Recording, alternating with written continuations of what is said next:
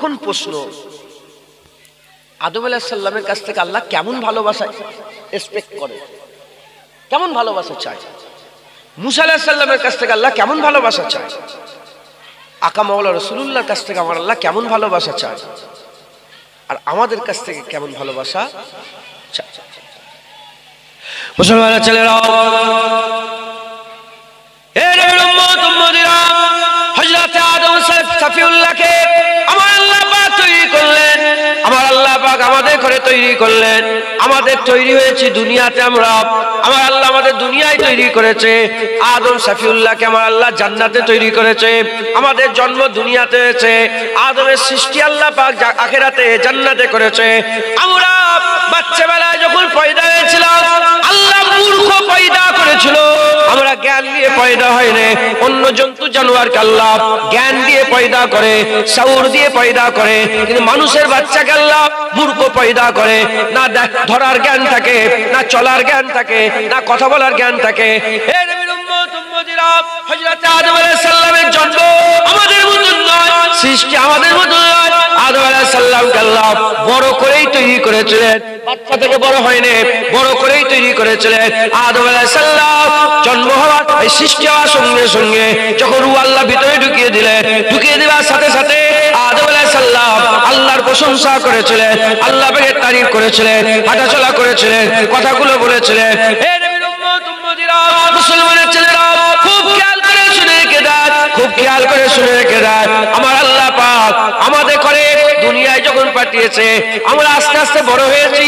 বড় হয়ে যাওয়ার পরে তারপরে আল্লাহর সঙ্গে আল্লাহর ব্যাপারে জেনেছে, আল্লাহর ইবাদত করেছে, নামাজ রোজা করেছে, কুরআন তেলাওয়াত করেছে, মেহনত মুজাহাদা করে তারপরে জুবান দিয়ে বলছে আল্লাহকে ভালোবাসে। কিন্তু আদম আলাইহিস সালামকে আমার আল্লাহ পাক যখন পয়দা করেছিলেন, আদম আলাইহিস সালাম যখন তৈরি হয়েছিল, সৃষ্টি হয়েছিল, আদমের সৃষ্টির সাথে সাথে আদম আশিক হয়ে আল্লাহ পয়দা করেছিলেন। আদমের সৃষ্টি ইশকে, আদমের নতুন করে ভালোবাসা কামাতে হয়নি। আদম আলাইহিস সালামের পয়দার সাথে সাথেই আদম আশিক হয়েছে। একবার জোরে বলেন, আদম কি হয়েছিল বলেন? আশিক। আমাদের ভালোবাসা কামাতে হয়। আদম আলাইহিস সালামের ভালোবাসা, আদম আলাইহিস সালাম পয়দাইছি আশিক, পয়দাইছি আশিক। মুসলমানের ছেলেরা, এই নবীর উম্মত উম্মতিরা, আমার আল্লাহ আদম আলাইহিস সালামকে জান্নাতে দিলেন। জান্নাতে দিয়ে আমার আল্লাহ পাক কি করলেন? আমার আল্লাহ পাক আদম আলাইহিস সালামকে জান্নাতের মধ্যে দিলেন। জান্নাতের মধ্যে দিয়ে আমার আল্লাহ শরিয়াত করে দিলেন। কি শরিয়াত করে দিলেন? লা তাকরাবা হাযিহিস শাজার ফাতাকুনা মিনাজ জালিমিন। যাও, খবরদার গাছের কাছে যাবে না, যদি যাও খাসরাওয়ালা হয়ে যাবে, যদি যাও খাসরাওয়ালা হয়ে যাবে। এই উম্মত উম্মতিরা, হযরতে আদম শফিউল্লাহকে আমার আল্লাহ জান্নাতে দিয়ে দিলেন। আদম আলাইহিস সালাম আল্লাহর কুরবিয়াতে থাকে, আল্লাহর মহব্বতে থাকে, আল্লাহর ভালোবাসায় থাকে। উলামা হযরতরা বলছেন, আদম আলাইহিস সালামকে যে জান্নাত আল্লাহ দিয়েছিলেন, ওই জান্নাত হচ্ছে কুরবিয়াতের জান্নাত, আল্লাহর কুরবিয়াতের জান্নাত। এই উম্মত উম্মতিরা, মুসলমানের ছেলেরা, হযরতে আদম আলাইহিস সালাম, হযরতে আদম আলাইহিস সালাম জান্নাতে থাকে, ঘুরে ঘুরে বেড়ায়, জান্নাতে থাকে, ঘুরে ঘুরে বেড়ায়, আর আল্লাহর ইবাদত করে, আল্লাহর জন্য দিওয়ানা, আল্লাহর ইশক করে, আল্লাহর মহব্বত করে। এক তারিখে শয়তান হাজির হয়ে যায়। শয়তান হাজির হয়ে গিয়ে বলতে আরম্ভ করে, হে আদম, তুমি কি জানো এই গাছের ফল কেন খেতে আল্লাহ মানা করেছে? এই গন্ধম গাছের আল্লাহ যে বলেছে লা তাকরাবা হাযিহিস শাজার, কেন বলেছে তুমি কি জানো? বলে না, আমি জানি না। কেন বলেছে? বলে এজন্যই বলেছে, তুমি যদি গাছের ফল খেয়ে নাও, গাছের ফল খেয়ে নিলে জান্নাতে চিরস্থায়ী হয়ে যাবে, জান্নাতে চিরস্থায়ী হয়ে যাবে। আল্লাহ পাকের কুরবিয়াত সারা জীবনের জন্য, অনন্তকালের জন্য, আবাদার জন্য হয়ে যাবে। এই কথা শোনার সঙ্গে সঙ্গে আদম শফিউল্লাহ ওই গন্ধম গাছের ফল খেয়ে ফেললেন, গন্ধম গাছের ফল খেয়ে ফেললেন। এর উম্মত উম্মতিরা, গন্ধম গাছের ফল খেয়ে ফেলার সাথে সাথে হযরত আদম শফিউল্লাহ জামাগুলো খুলে গেল, উলঙ্গ হয়ে গেল, একে অপরের সামনে উলঙ্গ হয়ে গেল, জামাগুলো খুলে গেল।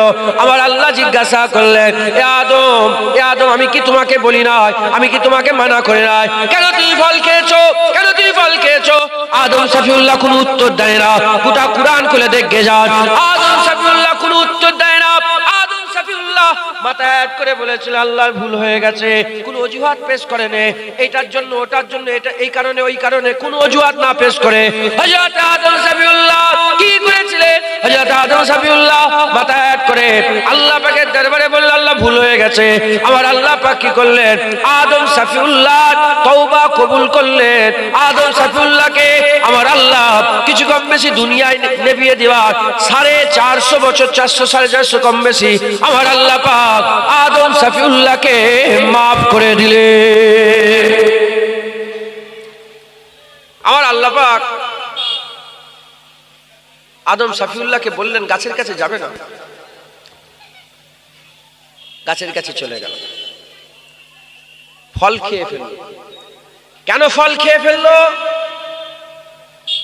এই ফল খাওয়ার পেছনে আল্লাহর কোরআনও আল্লাহ পাক বলেছেন, আয়াতটা আমার হাফেজ সাহেব নয় তো সব আয়াত বলতে পারছি, কিন্তু আছে। আল্লাহ বলছে খবরদার আমার আদমকে কেউ নাফরমান বলবে না। আদম ভুলে গিয়েছিল। আদম কি হয়ে গেছিল বলেন? ভুলে গিয়েছিল, নাফরমানি করেনি। আদমের দিল, আল্লাহ বলছে আমি আদমের দিল দেখেছি, ও কোনো নাফরমান করার লেগে ফল খায়নি, ও ভুলে গিয়েছিল, ভুলে খেয়ে ফেলেছে। এখন প্রশ্ন, ফল কেন খেল? আদম আলাইহিস সালাম তো আল্লাহকে ভালোবাসে, ফলটা খেলো এজন্যে কারণ শয়তান বলেছিল যে ফল খেলে কি হবে? কুরবিয়াত, অনন্ত কালের জন্য তুমি আল্লাহর কুরবিয়াত হাসিল করবে। এখন প্রশ্ন জাগতে পারে, কেন আদম সফিউল্লাহ শয়তানের কথা শুনলো কেন? আদম সফিউল্লাহ তো জানে শয়তান আল্লাহর দুশমন, সেজদা করে না, কাফের হয়ে গেছে। হ্যাঁ, কেন কেন আদম সফিউল্লাহ শয়তানের কথা শুনলো? ধরেন আপনার ছেলের ক্যান্সার হয়ে গেছে, আপনার ছেলের কি হয়ে গেছে? ক্যান্সার হয়ে গেছে, কিংবা পায়ের একটা দিক পচে যাচ্ছে, গলে যাচ্ছে। হ্যাঁ, আপনার দুশমন এসেছে, আপনি জানেন ও আমার দুশমন। দুশমন গিয়ে হাত ধরে, ওহ আমার ছেলেটার তো খুব শরীর খারাপ। তুমি কিন্তু ছেলের কি আশেক, ছেলের আশেক। তাহলে তোমার মাথায় কি ছেলেকে বাঁচাতে হবে, ছেলেকে বাঁচাতে। তোমার জানি দুশমন তুমি জানো, সেই জানি দুশমনি এসে যদি বলে শোনো আমি ওখানে গিয়েছিলাম, ওখানে একটা লোক আছে, ওই লোকটা এই কাজ করে, ওই কাজ করলে তোমার ছেলেটা সুস্থ হয়ে যাবে। বলেন ওই দুশমনের কথা শুনে ওখানে যাবে না যাবে না? আপনি বলেন কি বলছেন, আপনারা যাবেন না যাবেন না? কারণ মহাব্বত মাহবুব ছাড়া আর কিচ্ছু দেখে না। মহাব্বত মাহবুব ছাড়া কিছু দেখে না। অনন্তকালের কুরবিয়াত হয়ে পেয়ে যাবে, ফেরেশতা হয়ে যাবে, আপনি মালাইকা হয়ে যাবেন, আপনি ফেরেশতা হয়ে যাবেন। হ্যাঁ, আপনি ফল খেয়ে ফেললেন ফল। মুসলমান ছেলেরা, এ নবীর উম্মত উম্মতিরা, অনেক উলামা হযরতরা বলে আদম সফিউল্লাহ ফেরেশতা হওয়ার লেগে ফল খেয়েছিল। না না না না, ভুল কথা। ফেরেশতা হওয়ার লেগে ফল খায়নি, কারণ আদম সফিউল্লাহ মানুষ ছিলেন, আমাদের বাপ ছিল, তারই আওলাদ তো ইঞ্জিনিয়ার, তারই আওলাদ তো ব্যারিস্টার, তারই আওলাদরা তো চাঁদে যাচ্ছে, তারই আওলাদরা তো প্লেন চালিয়ে বেড়াচ্ছে। তাহলে আদম সফিউল্লাহকে আল্লাহ কি জ্ঞান দিয়েছিলেন, কি ইলম দিয়েছিলেন, কি মর্তবা কি মর্যাদা দিয়েছিলেন? আদম সফিউল্লাহ ফেরেশতা হওয়ার লেগে ফল খায় না, কারণ আদম সফিউল্লাহ জানতো, আদম সফিউল্লাহ জানে যে যারা যারা আমাকে সেজদা দিয়েছে তারা ফেরেশতা রয়ে গেছে, আর একজন সেজদা দেয়নি কাফের হয়ে গেছে। আদম সফিউল্লাহ জানতো যে ফেরেশতাদের মাকাম আল্লাহ আমার মাকামের থেকে ছোট করেছে, আর ফেরেশতাদের থেকে আমার ইজ্জতকে আমার আল্লাহ বড় করে দিয়েছে। তথাপিও যখন শয়তানের মুখ থেকে শুনেছে অনন্তকালের কুরবিয়াত পাবে, ফেরেশতা হয়ে যাবে, কেন? এজন্যই যে ফেরেশতাদের অন্য কোনো চাহাত নেই। আদম সফিউল্লাহ খায় না খায় না? আরে কথা বলে না। জান্নাতের ফলমূল খেয়েছে না খায় না? আদম সফিউল্লাহ ঘুমায় না ঘুমায় না? আদম সফিউল্লাহ আমার মানুষ, তো মানুষের যে যে জিনিসগুলো আছে, হ্যাঁ, কিন্তু ফেরেশতা আদম সফিউল্লাহর হাওয়াও আছে, আদম সফিউল্লাহর আম্মা হাওয়া আলাইহিস সালামও আছে, কিন্তু ফেরেশতাদের কি কোনো বিবি আছে? ফেরেশতারা কি ছেলে? ফেরেশতারা কি মেয়ে? ফেরেশতা ছেলেও নয়, ফেরেশতা মেয়েও নয়, ফেরেশতা ফেরেশতা। খাওয়া নেই, দাওয়া নেই, কিচ্ছু নেই, কোনো চাহাত নেই। ফেরেশতা শুধু আল্লাহর সঙ্গে ইশক লড়াই। ফেরেশতারা সবসময় আল্লাহর কুরবিয়াতে থাকে, আল্লাহর মুকাররাব, আল্লাহর কুরবিয়াতে, আল্লাহর ইশকে তারা দিওয়ানা, আল্লাহর ইশকে তারা পাগল। একবার জোরে বলেন সুবহানাল্লাহ। আদম শফিউল্লাহ বলছেন যে আমিও যদি এই হাল পেয়ে যাই, আল্লাহর কুরবিয়াত যদি পেয়ে যাই, তাহলে আমারও আর কিছু চাহাত থাকবে না, আমি শুধু আল্লাহকেই ভালোবাসবো, আল্লাহরই মহব্বতে মগ্ন হয়ে যাব। একবার জোরে বলেন। তাহলে আদম শফিউল্লাহকে আমার আল্লাহ কি করলেন? এসব জানতেন আল্লাহ যে আদম কেন গন্ধম গাছের ফল খেয়েছে, এ জানা সত্ত্বেও আমার আল্লাহ জান্নাত থেকে বের করে দিলেন। জান্নাত থেকে বের করলেন কিসের জন্য? তারবিয়াত দেওয়ার জন্য, শিক্ষা দেওয়ার জন্য, শিক্ষা দেওয়ার জন্য, তারবিয়াতের জন্য বের করে দিলেন। এখন প্রশ্ন, আল্লাহ কেন বের করলেন? আল্লাহ তো সব জানেন, বের করে দিলেন কেন? এজন্যই বের করলেন কারণ আদম শফিউল্লাহর মহব্বতে ভাগ হয়ে গিয়েছিল। কি হয়ে গেছিল বলেন? ভাগ। এক নম্বর, আদম শফিউল্লাহ আল্লাহকে মহব্বত করে। কাকে মহব্বত করে বলেন? আবার আদম শফিউল্লাহ আল্লাহর কাছে থাকাকেও ভালোবাসে। মহব্বত করা কখন হয়ে গেল? আমার বুঝতে পারছেন আপনারা? শুনছেন আপনারা? আদম শফিউল্লাহর মহব্বত কটা হলো? দুটো। আল্লাহকে ভালোবাসে, আবার আল্লাহর কাছে থাকারও ইচ্ছা করে, আল্লাহর কুরবিয়াতেও ইচ্ছা করে যে আমি আল্লাহর কুরবিয়াতে থাকবো, আল্লাহর কাছে থাকবো, আল্লাহর এই কাছ থেকে যে আমি সরে না যাই, আল্লাহর জন্য নৈকট্য সবসময় থাকি। আল্লাহকে ভালোবাসে, আবার নৈকট্যকেও ভালোবাসে। মুসলমানের ছেলেরা, এ নবীর উম্মত উম্মতিরা, আমার আল্লাহ পাক কি করলেন? আমার আল্লাহ হচ্ছে এক। আল্লাহ এককে পছন্দ করে। এককে পেতে গেলে এক হতে হবে, এককে পেতে গেলে এক হতে হবে। যদি তুমি ফানা না হও, কোনোদিন বাঁকা হতে পারবে না। যদি ফানা না হও তার মহব্বতে, কোনোদিন বাঁকা পাবে না। এ নবীর উম্মত উম্মতিরা, মুসলমানের ছেলেরা, খুব খেয়াল করে শুনে রেখে দেন, আল্লাহর সাথে মিলিয়ে নিতে হবে, আল্লাহর সাথে মিলে যেতে হবে। নিজের কোনো ইরাদা রাখলে হবে না, নিজের কোনো ইচ্ছা রাখলে হবে না, নিজের কোনো চাহাত রাখলে হবে না, নিজের কোনো আরজু রাখলে হবে না, নিজের কোনো তামান্না রাখলে হবে না। আল্লাহ তো আল্লাহ, আল্লাহ তো আল্লাহ। আল্লাহকে মহব্বত করো। কাছে থাকলেও আল্লাহ, দূরে থাকলেও আল্লাহ, জান্নাতে থাকলেও আল্লাহ, দুনিয়াতে থাকলেও আল্লাহ, আমার নৈকট্যে থাকলেও আল্লাহ, আর ফারাকাতে থাকলেও আল্লাহ। এ নবীর উম্মত উম্মতিরা, আদম শফিউল্লাহকে আমার আল্লাহ তারবিয়াত দেওয়ার জন্য, আমার আল্লাহ শিক্ষা দেওয়ার জন্য আদম শফিউল্লাহকে দুনিয়ায় নামিয়ে দিলেন। আদম শফিউল্লাহকে দুনিয়ায় নামিয়ে দিলেন। যদি আমার আল্লাহ নারাজ হয়ে আদম শফিউল্লাহকে নামাতেন, শিক্ষার জন্য নামিয়েছিলেন, নারাজ হয়ে রাগান্বিত হয়ে আযাবে গজবে আল্লাহ নামায়নে, আল্লাহ যদি নারাজ হয়ে নামাতেন, তাহলে আদম শফিউল্লাহকে আল্লাহ শিখাতেন না, রব্বানা যালামনা আনফুসানা ওয়া ইল্লাম তাগফির লানা ওয়া তারহামনা লানাকুনান্না মিনাল খাসিরিন। এ নবীর উম্মত উম্মতিরা, সবাইকে নামিয়েছিল আমার আল্লাহ পাক, সবাইকে নামিয়েছিল। শয়তানকে নামিয়ে দিল, আদম শফিউল্লাহকে নামালো, আম্মা হাওয়াকেও নামালো, আর ওকে আল্লাহ পাক নামালেন। কিন্তু আমার আল্লাহ পাক শুধু আদমকে ডেকে বললেন, আদম তুমি এই তাসবিহ পাঠ করবে, এই তালবিয়া পাঠ করবে, এই জিকির তুমি করবে। আমি আল্লাহ তোমাকে এই জিকির করতে করতে, আমি আল্লাহ তোমাকে এই জিকিরের ওসিলায় দয়াময় মাফ করে দেব। ধরেন আমার সঙ্গে মহাসাবের রাগারাগি হয়ে গেছে, বেরিয়ে যাও, কিংবা মহাসাব আমার কিছু মনে করেন, ইনি আমাকে বলছে বেরিয়ে যাও, বেরিয়ে যাও,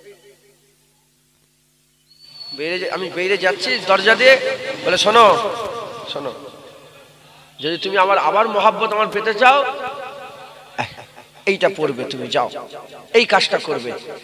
তার মানে যখন ফিরে আসার লাইন বলে দিচ্ছে, তার মানে নারাজের বের করা নয়। আদম আলাইহিস সালামকে আল্লাহ যখন বের করলেন, শয়তানকে বের করে দিল, ফিরে আসার লাইন আল্লাহ বলে দেয়নি। আরো কাউকে বের করেছে, কাউকে ফিরে আসার লাইন বলেনি। আদম শফিউল্লাহকে আল্লাহ ফিরে আসারও রাস্তা বলে দিয়েছে। জোরে বলেন মুসলমানের ছেলেরা, এ নবীর উম্মত উম্মতিরা, আদম শফিউল্লাহ জান্নাতে ছিল, আল্লাহর কুরবিয়াতে ছিল, আল্লাহর নৈকট্যে ছিল। আদম শফিউল্লাহ আল্লাহর নৈকট্যে, আল্লাহ আল্লাহকে মহব্বত করত। জান্নাত থেকে আল্লাহ দুনিয়ায় নামিয়ে দিয়েছে। জান্নাতে নৈকট্য, দুনিয়া তো সেই নৈকট্যের নয়। আদম আলাইহিস সালাম দুনিয়ায় চলে এলো, মহব্বতের কোনো কমতি হয় না, মহব্বতের কোনো খামি হয় না, মহব্বতের কোনো কম হয় না। আদম সফিউল্লাহ জান্নাতে যে মহব্বত করত, আদম সফিউল্লাহ জান্নাতে যে ভালোবাসতো, আমার আল্লাহ পাক আদম সফিউল্লাহ জান্নাতে যে মহব্বত করত, আদম সফিউল্লাহ দুনিয়ায় এসে আরো বেশি মহব্বত শুরু করে দিল, আরো বেশি ভালোবাসা আরম্ভ করে দিল। আদম সফিউল্লাহকে আমার আল্লাহ মাফ করে দিলে, আদম সফিউল্লাহকে আল্লাহ ক্ষমা করে দিলে, আদম সফিউল্লাহর মাফ হয়ে গেল, আদম সফিউল্লাহর ক্ষমা হয়ে গেল। জান্নাত থেকে আদম আলাইহিস সালাম বেরিয়ে গেল, ইজ্জত কমে যায় না, আমার আল্লাহ ইজ্জত আরো বাড়িয়ে দিল। আমার আল্লাহ সাইফা আদম নাজিল করলো, আদম সফিউল্লাহকে আল্লাহ সাইফা দিলে আসমানি কিতাব সাইফা আল্লাহ পাক দান করলেন। আদম সফিউল্লাহকে আমার আল্লাহ খলিফা নাজিল দান করে দিলেন, খিলাফতি দান করে দিলেন। আদম সফিউল্লাহ নবী হয়ে গেল, আদম সফিউল্লাহ পয়গম্বর হয়ে গেল। আল্লাহ আদম সফিউল্লাহকে আল্লাহ খলিফা বানিয়ে দিলেন। আদম সফিউল্লাহকে আল্লাহ বড় করতে করতে, ইজ্জত বড় করতে করতে সব নবীদের আব্বা জান হাবিবুল্লাহ আব্বা আদম সফিউল্লাহ বানিয়ে দিলে। আদম সফিউল্লাহ জান্নাতে যে মাকাম ছিল, আদম সফিউল্লাহ হুজুরের মাকাম দুনিয়ায় আরো বেড়ে গেল। একবার জোরে বল। জান্নাতে শুধু আদম ছিল, খলিফা ছিল না, শুধু আদম ছিল, নবী ছিল না, শুধু আদম ছিল, আবি মুহাম্মদ ছিল না, আবি ইব্রাহিম ছিল না। যখন দুনিয়ায় এলো আদম সফিউল্লাহ সব নবীদের বাপ হয়ে গেল। আদম সফিউল্লাহকে আল্লাহ কিতাব দান করলেন, আদম সফিউল্লাহকে আল্লাহ নবুয়াত দান করলেন, খিলাফতি দান করলেন। আর আমাদের সকলের জাদ, আমাদের সকলের পিতা, আমাদের সকলের বাপজান বানিয়ে দিলেন। একবার জোরে বলেন। আদম আলাইহিস সালামের কি শিক্ষা আল্লাহ দিলেন?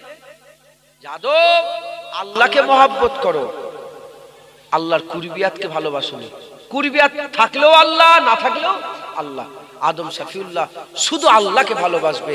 স্যাক্রিফাইস কি করো? কুরবিয়াতকে স্যাক্রিফাইস করো, শুধু আল্লাহকে, আল্লাহর দিকে ল লাগাও, এক আল্লাহকে তুমি সবচেয়ে বেশি মহব্বত করো। একবার জোরে বলেন সুবহানাল্লাহ। একটু আগে আগে আসতে হবে ভাইজান, মানুষ সব বসার জায়গা পাচ্ছে না। একটু আগে আগে আসেন তো, একটু আগে আগে আসেন। দরুদ আল্লাহুম্মা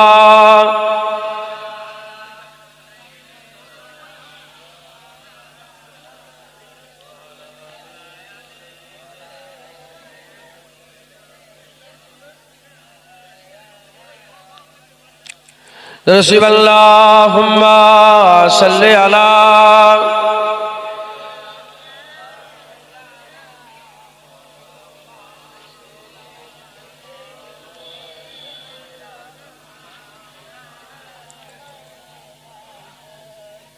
আপনারা কি বিরক্ত হয়ে যাচ্ছেন? তাকবীর দেন, নারায়ে তাকবীর। আল্লাহকে ভালোবাসবেন আপনারা? জোরে বলেন। আমি যদি কাউকে বলি মোবাইল কিনবে, মোবাইল কিনবে, মোবাইল কিনবে, আর সে নজরুল্লাহ উদাহরণ মেলে না, আমি বোঝাবার লেগে, আর সে ইন্টারেস্টেড নয় মোবাইল কেনাতে, তাকে মোবাইল বিক্রি করতে পারবো? আল্লাহ মাফ করেন, উদাহরণ মেলে না, তাও আমি আপনাদের বোঝাবার লেগে বলি। আমি আপনাদের বলছি আল্লাহ নিবেন, আল্লাহকে মহব্বত, আল্লাহ, আর আপনি ইন্টারেস্টেডই নয় আল্লাহর মহব্বতে, জীবনে আল্লাহকে ভালোবাসতে পারবেন? তাহলে সে ধুপলো গাছে মুক্ত ছড়ানো হচ্ছে, আর বাঁদরের গলায় মুক্তোর হার পরানো হচ্ছে। বাঁদরকে আর মুক্তোর হারের কদর বোঝে? বাঁদর মুক্ত করাং করাং ছিবিয়ে, ও কি বোঝে মুক্তোর কদর? আল্লাহকে মহব্বত করবেন তো? বলেন না ইনশাআল্লাহ? হ্যাঁ, আল্লাহর মহব্বত, আল্লাহর মহব্বত, আল্লাহর ভালোবাসা সবচেয়ে বড়। একবার জোরে বলো, আল্লাহর মহব্বত সবচেয়ে বড়। হযরত জুন্নুন মিসরি রাহমাতুল্লাহ আলাইহি একজন যুবকের সঙ্গে দেখা হয়েছে। জুন্নুন মিসরি দেখে যে আমি জুন্নুন মিসরি হুজুরের মাজার জিয়ারত করেছি। জুন্নুন মিসরি হুজুর যেদিন ইন্তেকাল হয়, সেই জামানার ৭০টা বড় বড় আউলিয়াকে আমার আল্লাহ স্বপ্ন দেখালেন। ৭০ জনের স্বপ্নে কম বেশি রাসূলুল্লাহ হাজির হয়ে গেলেন। বলে ইয়া রাসূলুল্লাহ, আপনি মিশরে কি করতে এসেছেন? বলে তুমি জানো নি জুন্নুন মিসরি ইন্তেকাল হয়ে গেছে, তার রূহের ইস্তেকবালে এসেছে। খবর পাওয়া গেল জুন্নুন মিসরি জানাজার নামাজে হাজার হাজার মানুষ জড়া হয়ে গেল। ওনাকে লোক পাগল বলতো। জুন্নুন মিসরিকে কি বলতো বলেন? মজনু, পাগল, দিওয়ানা বলতো। লোকেরা কাফের বলে ফতোয়া দিত জুন্নুন মিসরিকে। কাফের বলতো, পাগল বলতো, দিওয়ানা বলতো। কেউ মানতুনি জুন্নুন মিসরিকে, পাগল দিওয়ানা, ওর কথা বাদ দাও। তো যেদিন ইন্তেকাল হয়ে যায়, এই হাল যখন সব পাগলের মতন ছুটছে, ওলিয়া উলিয়ারা সব ছুটছে, হুজুর পাক এসে গেছে। আর একই স্বপ্ন 70 জন কম বেশি দেখেছে। হুজুরের লাশ রাখানো আছে, মাটি মিনহা খালাকনাকুম ওয়া ফিহা নুইদুকুম ওয়া মিনহা নুখরিজুকুম তারাতান উখরা, মাটি চাপা দিয়ে দে।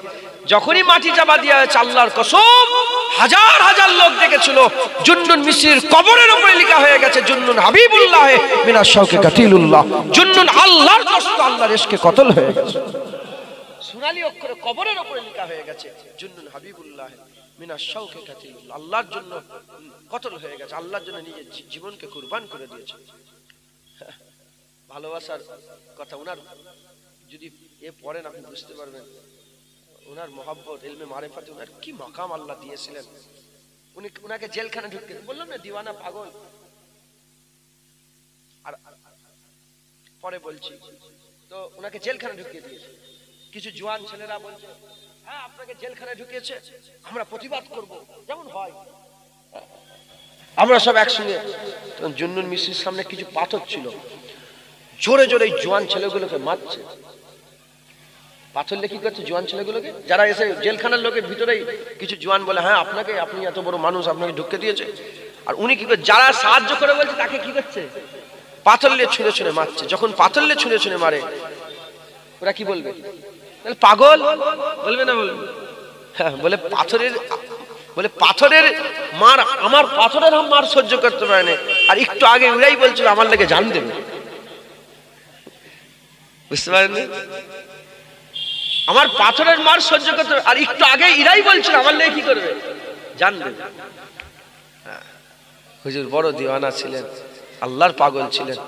তো তিনি একদিন গলিতে হেঁটে হেঁটে যাচ্ছেন, বাগদাদের এই মিশরের একটা গলিতে হেঁটে হেঁটে যাচ্ছেন। এমন তো অবস্থা, একটা জোয়ান ছেলেরা শোনেন, জোয়ান ছেলে, আমিও জোয়ান, আর যারা জোয়ান আছেন শোনেন। জুন্নুন মিসরি বলে এক জোয়ান লোকটাকে পাথর মারে, ছুঁড়ে ছুঁড়ে পাথর মারে। বাচ্চা ছেলেরা যেমন পাগলরা সব বেরোয়, সব পাথর ছুঁড়াছুড়ি করে না, পাথর ছুঁড়ে ছুঁড়ে মারছে। জুন্নুন মিসরি বলে, এ বাচ্চা কেন পাথর মারো? বলে আপনি কি তার কল দেখে শুনেছেন, তার কথাবার্তা শুনেছেন? বলে কি বলছে সে? বলে সে বলে আল্লাহর জিকির আমার জবানে।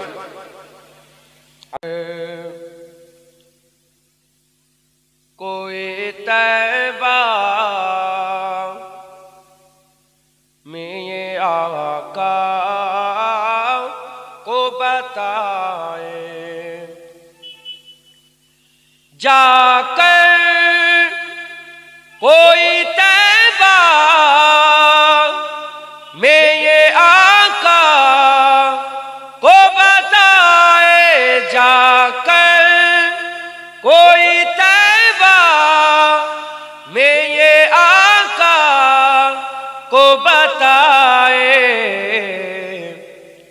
गुजरे हुए लम्हों की बहुत याद सताए, गुजरे हुए लम्हों की बहुत याद सताए, मत छेड़ सबा मुझको अभी जख्म हरे हैं, मत छेड़ सबा मुझको अभी जख्म हरे हैं, ऐसा ना हो फिर आँख से आंसू निकल आए, ऐसा ना हो फिर आँख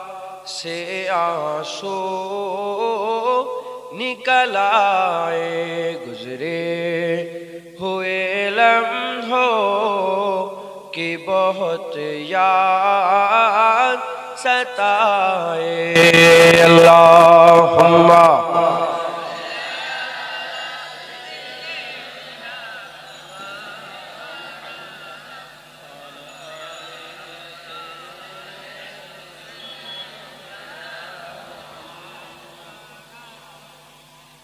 دنیا میں فقط آپ کی ہستی ہے وہ ہستی دنیا میں فقط آپ کی ہستی ہے وہ ہستی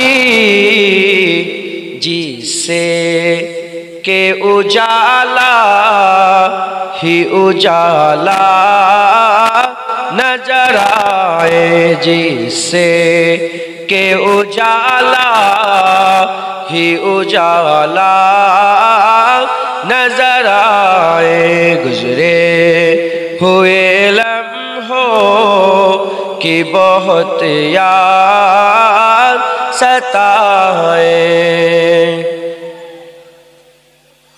مبارک تم دیتے ہو ہمیں مبارک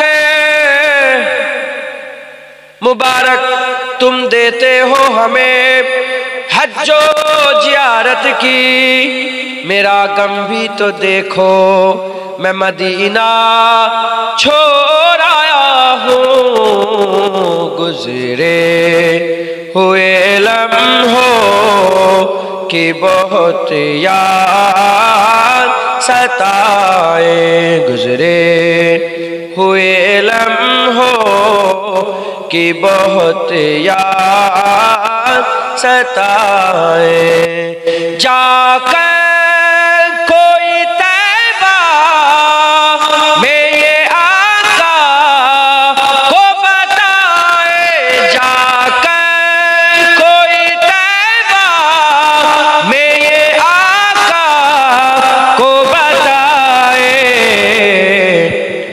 گزرے ہوئے لمحوں کی بہت یاد ستائے گزرے ہوئے لمحوں کی بہت یاد ستائے اللہم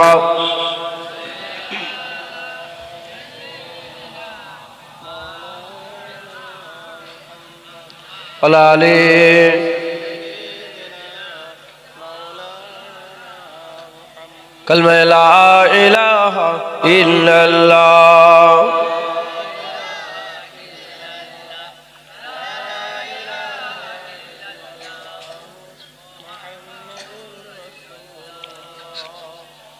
মামাসা ছেলেরা সব চুপ করো তো তালেবুল ইলম যারা চুপ করো কলমা পড়ে লা ইলাহা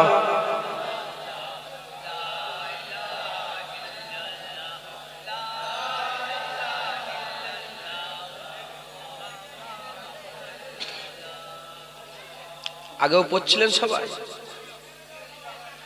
হ্যাঁ আলহামদুলিল্লাহ সবাই একসাথে পড়েন চুপ করে আছেন কেন কলমা পড়লে কি হয় জানেন আপনারা